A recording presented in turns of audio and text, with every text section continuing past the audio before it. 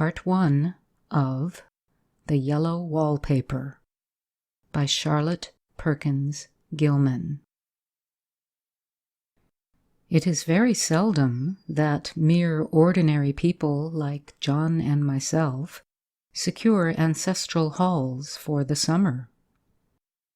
A colonial mansion, a hereditary estate, I would say a haunted house, and reach the height of romantic felicity. But that would be asking too much of fate. Still, I will proudly declare that there is something queer about it. Else why should it be let so cheaply? And why have stood so long untenanted?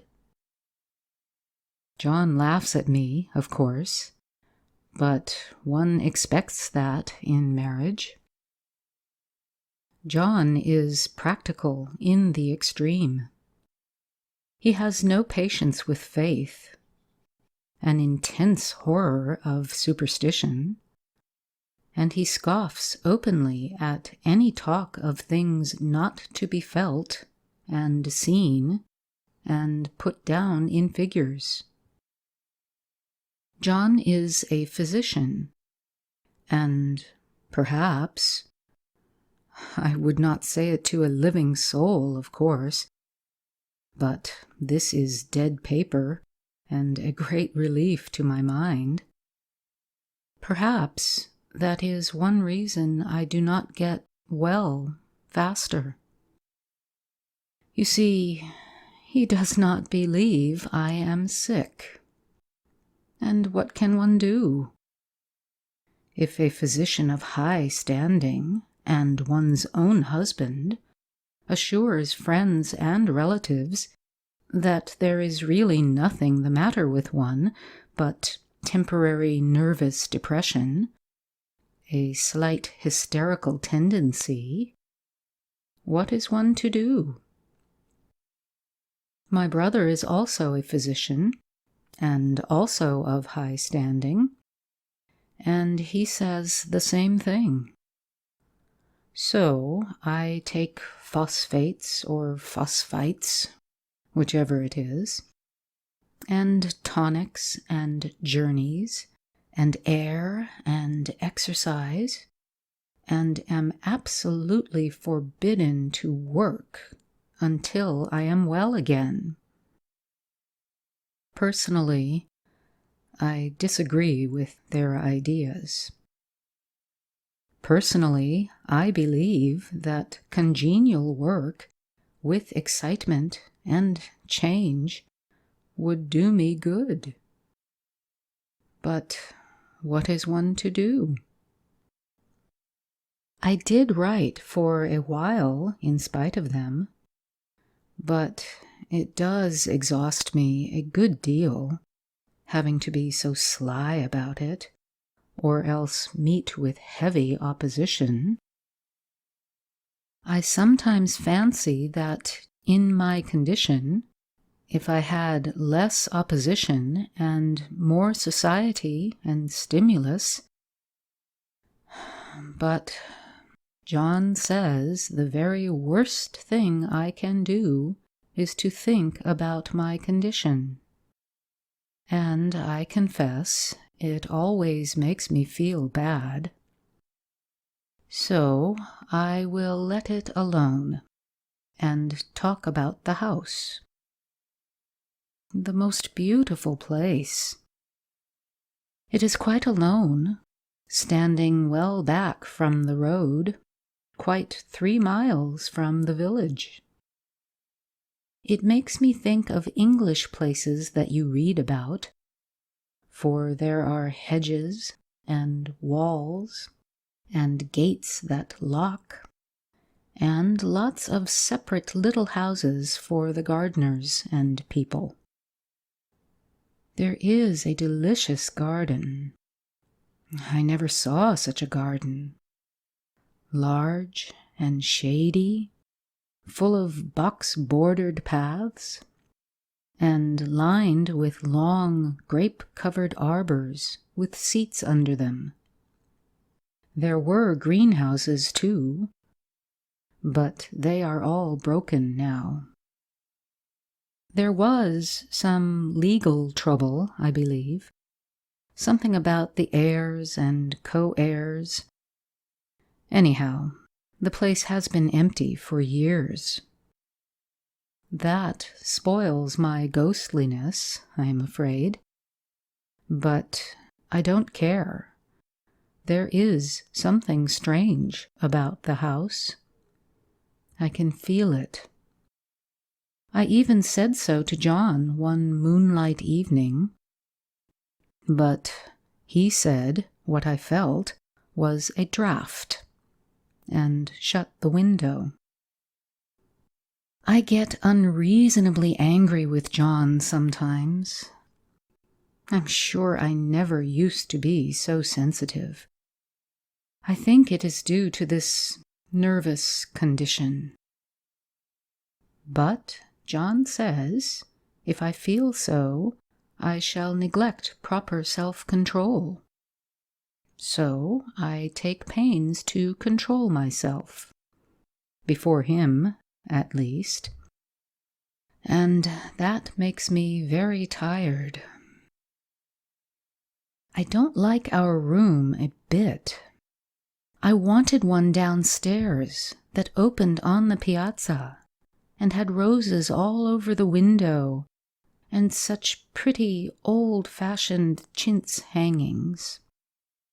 But John would not hear of it.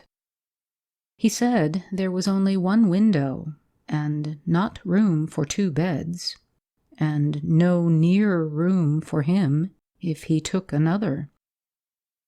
He is very careful and loving, and hardly lets me stir without special direction. I have a schedule prescription for each hour in the day. He takes all care from me, and so I feel basely ungrateful not to value it more. He said we came here solely on my account, that I was to have perfect rest and all the air I could get. Your exercise depends on your strength, my dear, said he, and your food somewhat on your appetite. But air you can absorb all the time. So we took the nursery at the top of the house. It is a big, airy room, the whole floor nearly, with windows that look all ways, and air and sunshine galore. It was nursery first, and then playground and gymnasium, I should judge, for the windows are barred for little children, and there are rings and things in the walls. The paint and paper look as if a boys' school had used it. It is stripped off, the paper, in great patches, all around the head of my bed, about as far as I can reach, and in a great place on the other side of the room, low down. I never saw a worse paper in my life. One of those sprawling, flamboyant patterns, committing every artistic sin.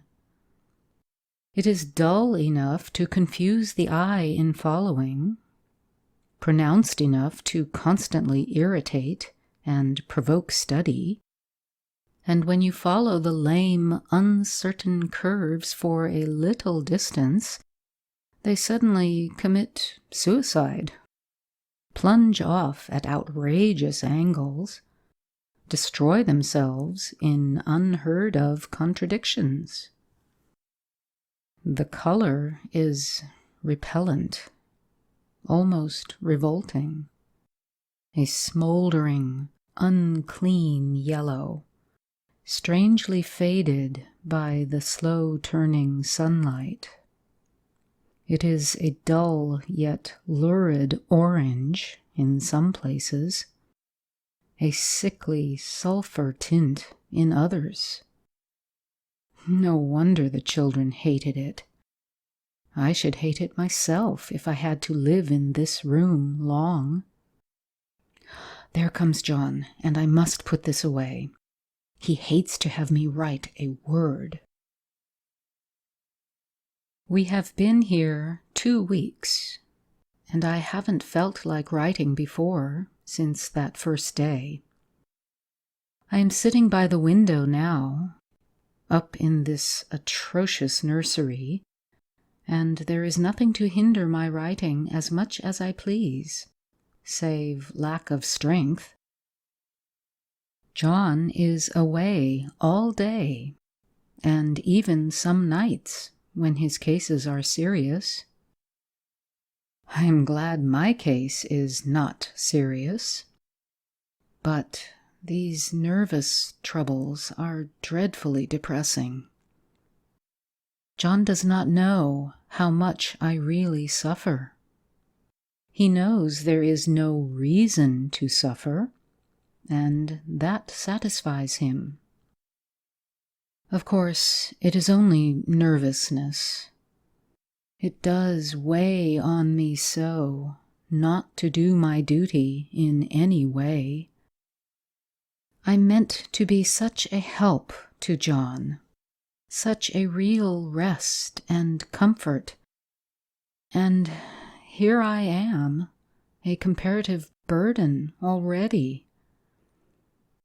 Nobody would believe what an effort it is to do what little I am able, to dress and entertain and order things. It is fortunate Mary is so good with the baby. Such a dear baby. And yet I cannot be with him. It makes me so nervous. I suppose John never was nervous in his life. He laughs at me so about this wallpaper.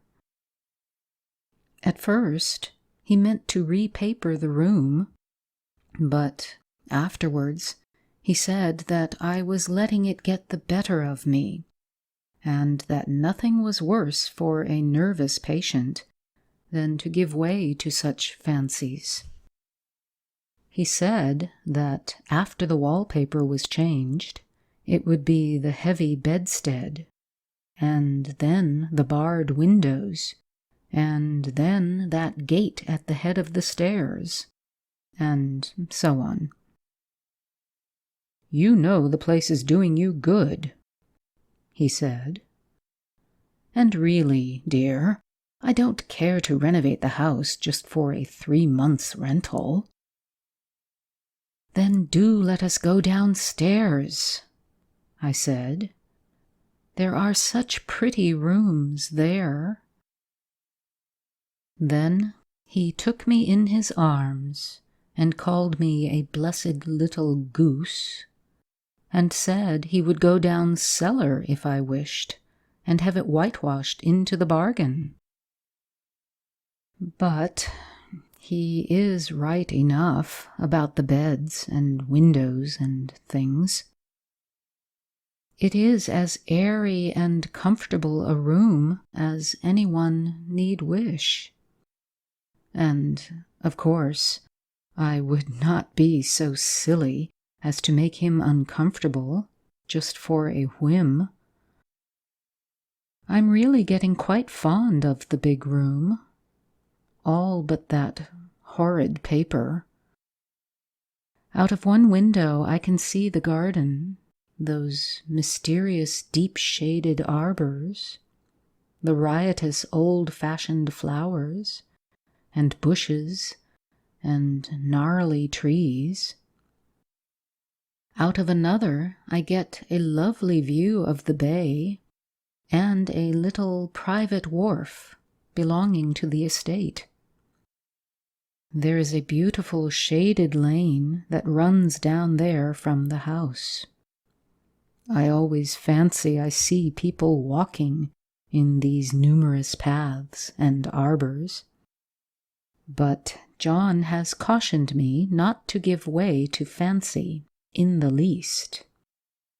He says that with my imaginative power and habit of story-making, a nervous weakness like mine is sure to lead to all manner of excited fancies, and that I ought to use my will and good sense to check the tendency.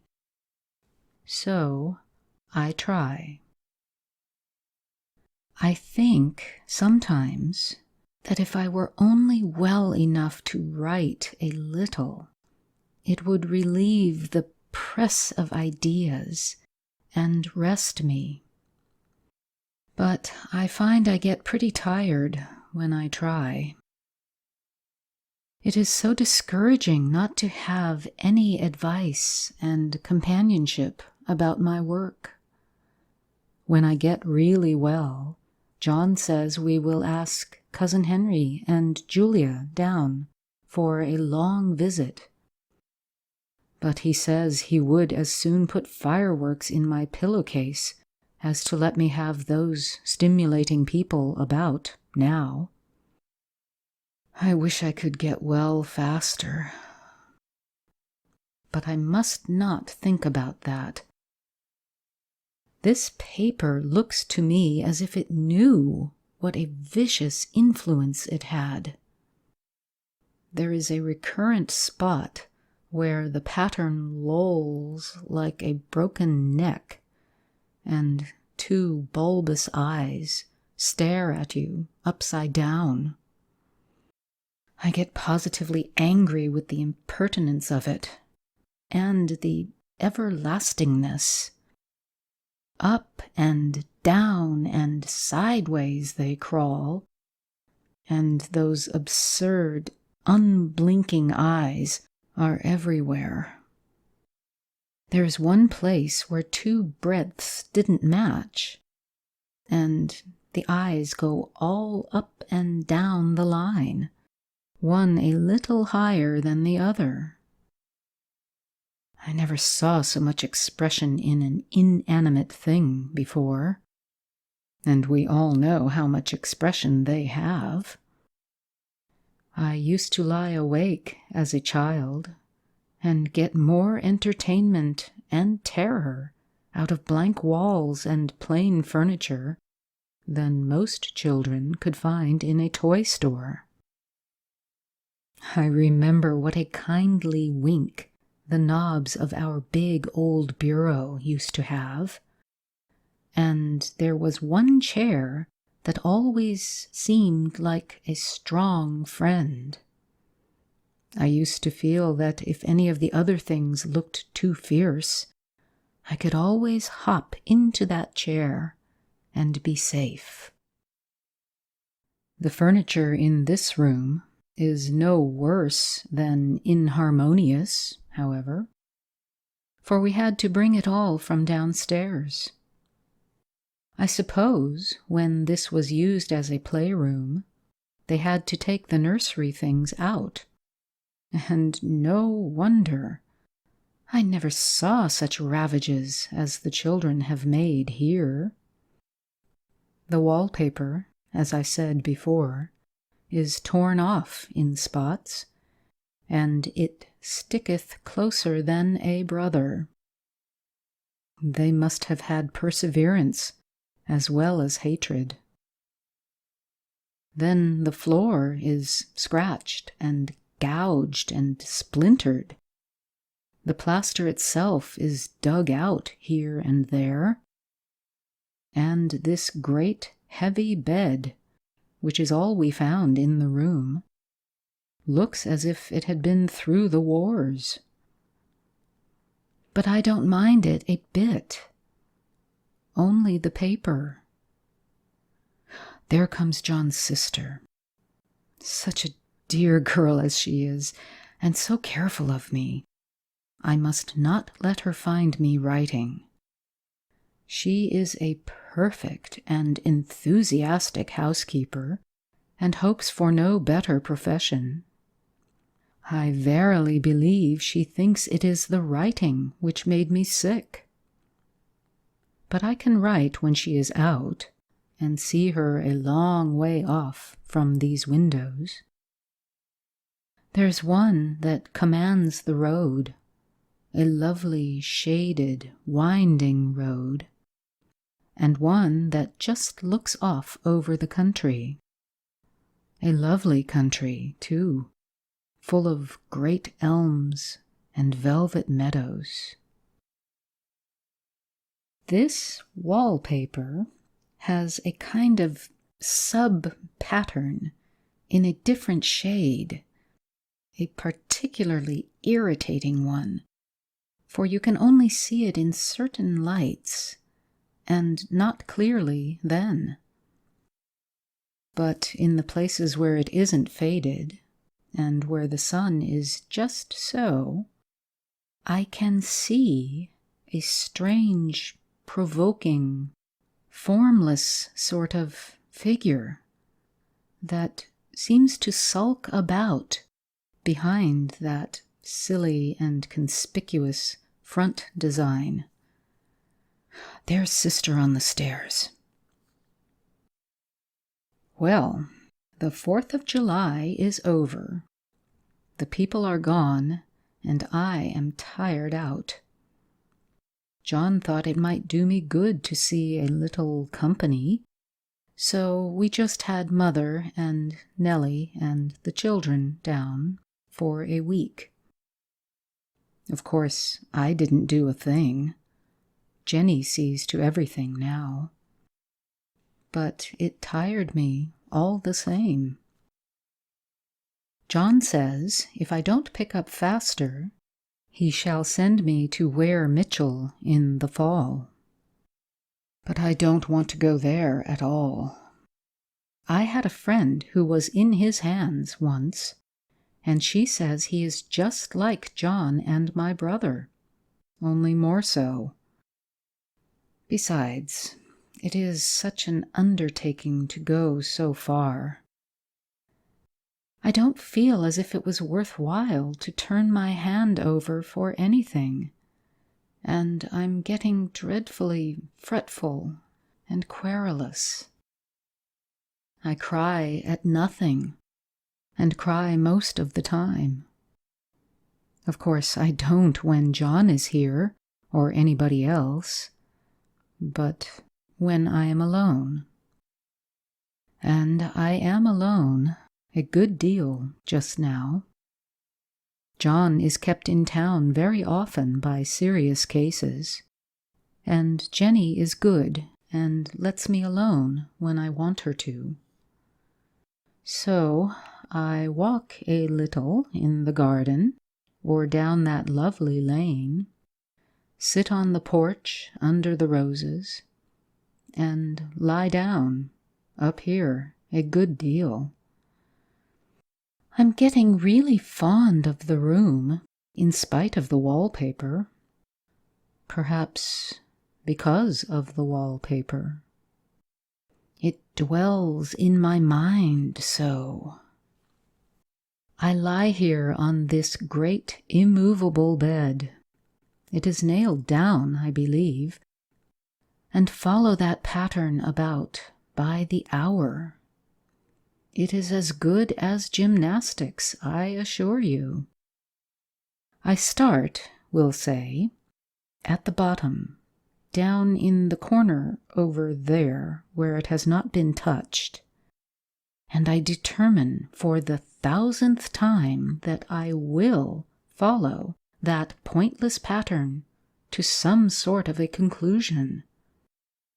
I know a little of the principle of design, and I know this thing was not arranged on any laws of radiation or alternation or repetition or symmetry or anything else that I ever heard of.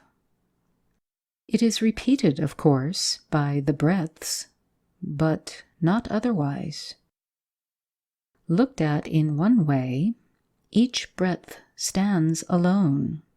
The bloated curves and flourishes, a kind of debased Romanesque with delirium tremens, go waddling up and down in isolated columns of fatuity. But on the other hand, they connect diagonally, and the sprawling outlines run off in great slanting waves of optic horror, like a lot of wallowing seaweeds in full chase.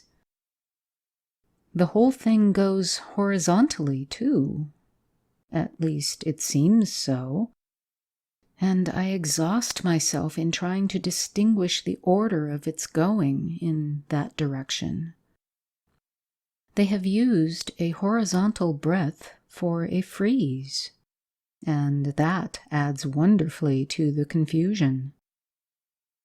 There is one end of the room where it is almost intact, and there, when the crosslights fade and the low sun shines directly upon it, I can almost fancy radiation after all. The interminable grotesques seem to form around a common center and rush off in headlong plunges of equal distraction. It makes me tired to follow it. I will take a nap, I guess. I don't know why I should write this. I don't want to. I don't feel able. And I know John would think it absurd. But I must say what I feel and think in some way. It is such a relief. But the effort is getting to be greater than the relief. Half the time now I am awfully lazy and lie down ever so much. John says I mustn't lose my strength, and has me take cod liver oil and lots of tonics and things, to say nothing of ale and wine and rare meat. Dear John, he loves me very dearly and hates to have me sick. I tried to have a real, earnest, reasonable talk with him the other day, and tell him how I wish he would let me go and make a visit to Cousin Henry and Julia. But he said I wasn't able to go, nor able to stand it after I got there. And I did not make out a very good case for myself, for I was crying before I had finished. It is getting to be a great effort for me to think straight. Just this nervous weakness, I suppose. And dear John gathered me up in his arms and just carried me upstairs and laid me on the bed and sat by me and read to me till it tired my head. He said I was his darling and his comfort and all he had, and that I must take care of myself for his sake and keep well. He says no one but myself can help me out of it, that I must use my will and self-control and not let any silly fancies run away with me. There's one comfort. The baby is well and happy, and does not have to occupy this nursery with the horrid wallpaper. If we had not used it, that blessed child would have. What a fortunate escape! Why, I wouldn't have a child of mine, an impressionable little thing, live in such a room for worlds. I never thought of it before, But it is lucky that John kept me here after all. I can stand it so much easier than a baby, you see. Of course, I never mention it to them anymore. I am too wise. But I keep watch of it all the same. There are things in that paper that nobody knows but me, or ever will.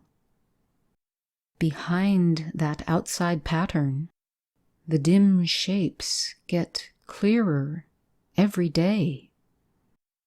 It is always the same shape, only very numerous. And it is like a woman stooping down and creeping about behind that pattern. I don't like it a bit. I begin to think, I wish John would take me away from here. End of Part 1 of the Yellow Wallpaper.